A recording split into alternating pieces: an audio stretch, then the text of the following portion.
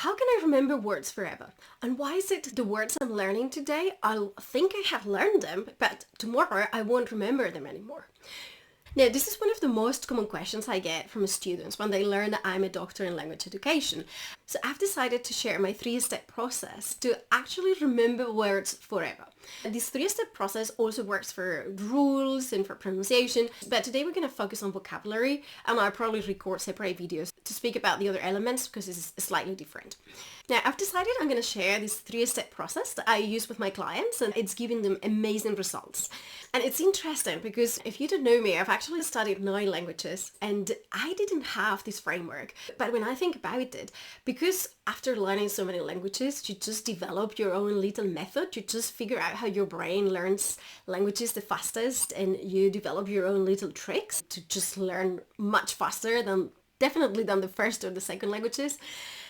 It's quite interesting that I didn't know about this 3-step process back then, but when I think back, I had already developed a very simplistic version of it, and that's what I was using to get me through the different languages much faster than at the beginning when I didn't have any frameworks or anything, and it was just a lot of trial and error.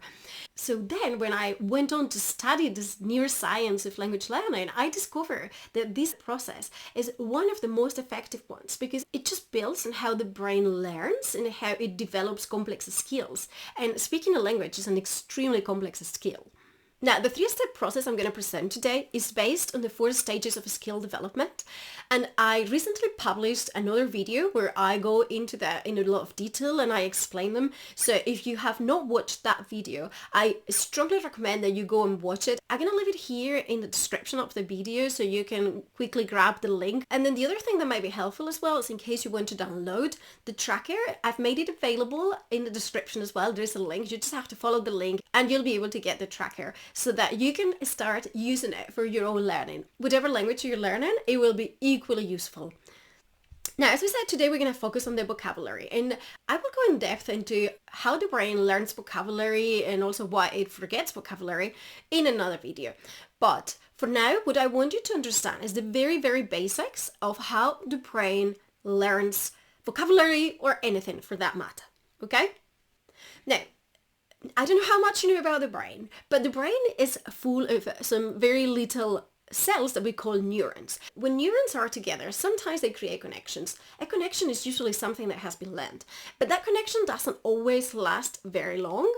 If something's learned for the first time, usually the connection is like check and it disappears, it fades out. Now, if you see it for the second time, it goes like check and it stays a bit longer, but it still breaks up. And then you do it another time and then check, it stays a bit longer. And then eventually when you've done that movement quite a lot of times, the brain is like, hey, we keep having to build this bridge that just falls down. So maybe we should build a stronger bridge this time and make sure the connection remains.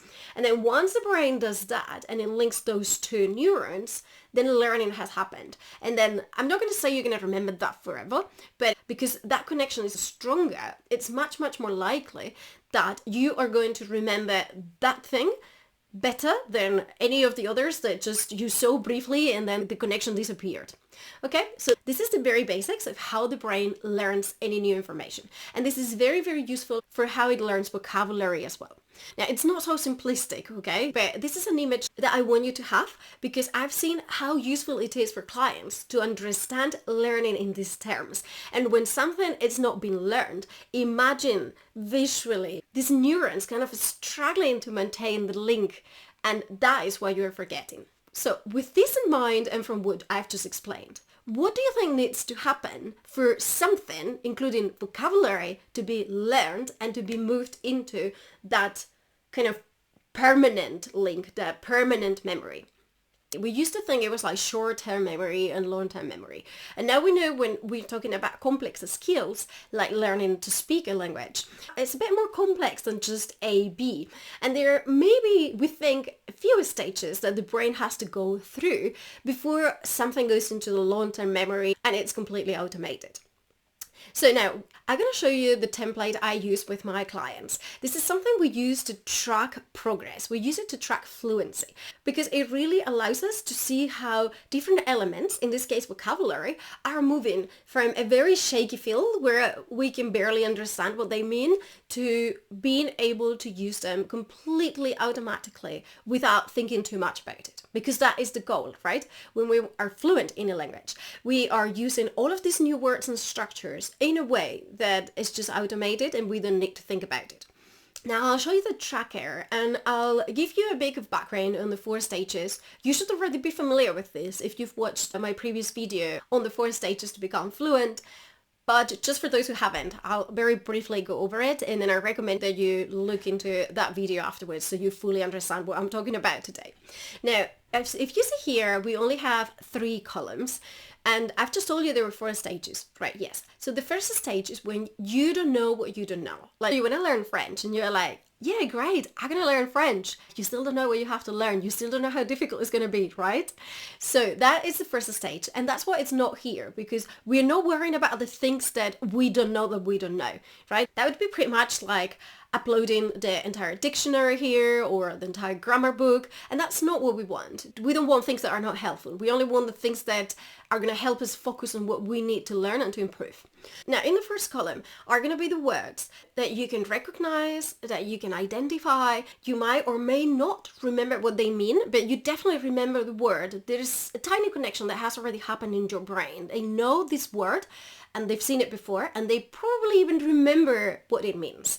The second column are going to be the words that we remember the meaning, but we cannot use when we are speaking or when we are writing, when we are producing language. It's still really, really difficult. We might be able to use them, but it's a bit like the planets need to align for you to use those words correctly. And the third step, the third column, it's when, these words, you've used them so many times that you have automated them. Right? Like they've become second nature to you. You don't even think about them. You just use them naturally. And that is, of course, what we are aiming for. Our goal is going to be to move as many words as possible from the first column to the third column, because those are the words that you can actively use when you speak. And that is what's going to make you sound like you are more fluent, because you have more words to express your ideas and to describe the world around you. Now, how do we even put them in the first column? To put them in the first column, you're usually going to have some exposure to the language. So you're going to either read a text or you're going to listen to something where these words will appear. Usually these are the words that you don't know what they mean. You're going to have to go and look them up. Check them on Google, check the pronunciation if you're only working with a written text. So you make sure that you record the right pronunciation for them as well. And then you're going to write them down, and you have to handwrite them. I'll record another video why you need to handwrite them and not type them. But handwriting, it's going to ensure that you remember them much better in the future. So just trust me on this one and handwrite them. You're going to handwrite them in that list. And then how you're going to move them to the second column, it's quite simple actually. What we need to do is more exposure to them. Now, there are 2 ways to go about this. If it's about a very specific topic, then it's actually quite simple to say, right, I'm going to just watch more videos about this topic, or I'm going to read more texts about this topic because I know these words are going to keep appearing. If the words are not about that topic, or you are still kind of starting with the language, so you don't have the kind of knowledge to be able to go on and listen to other texts or videos on random topics, what you want to do is to put them in a flashcard app. You want to get these words, put them on a flashcard app. And I know people hate flashcard apps, but I'm going to record another video as well on how to use flashcard apps in an intelligent way. And this is a bit in a nutshell how to do it. But you're going to get those words, you're going to put them in a flashcard app, and you are going to be reviewing those words every single day. And I can guarantee after a couple of days, you're going to be very, very, very familiar with those words. Now you're able to recognize them and to understand them. And what you need to do is to move them into the active side of the brain to make them easy to use when you express yourself, when you speak. And that's how we're going to move from the step 2 to step 3. And then in order to do that, I want you to start using those words. And there are, again, different ways of going about it. But you can, for example, tell yourself, I'm going to write every day a little paragraph where I am consciously going to use 5 of those 20 words that I want to learn this week, right?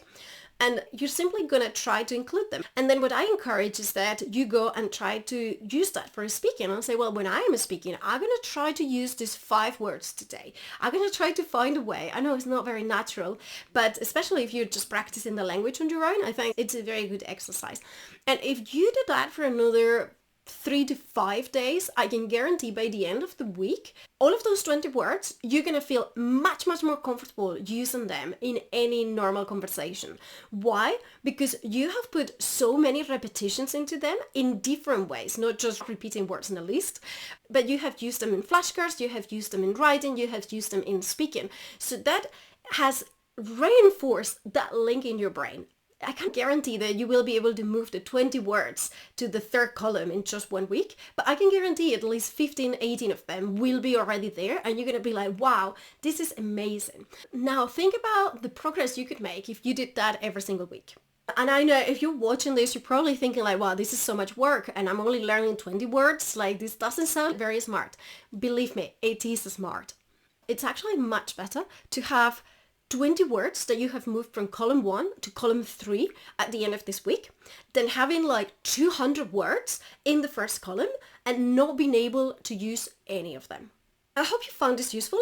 Remember to download the tracker so that you can use it with your own words. I think it's extremely helpful. My clients have seen amazing progress since I've started implementing this tracker. So what I would recommend is that you either do it weekly or every 2 weeks or every month. It really depends. For vocabulary, it works really well weekly. So make sure that you download it, and then starting this week, you start tracking the words that you are learning and how you're planning to move them into the column 3. And as I said, if you do this every week, I can guarantee in a few months, your vocabulary will be much larger, and it will be active vocabulary that you can actually use. Not words that you've heard about and that you recognize, but that you would never ever be able to use when you are speaking. Because that is not the goal. The goal is to have words that we can use when we speak. So start today and let me know in 3, 4, 6 weeks how you're doing with it and what difference you are feeling. If you like this content, this month I'm sharing tips every single day, so you will want to subscribe to the channel and make sure that you're getting all the updates as soon as they're published. Thank you so much, and I'll see you in the next video.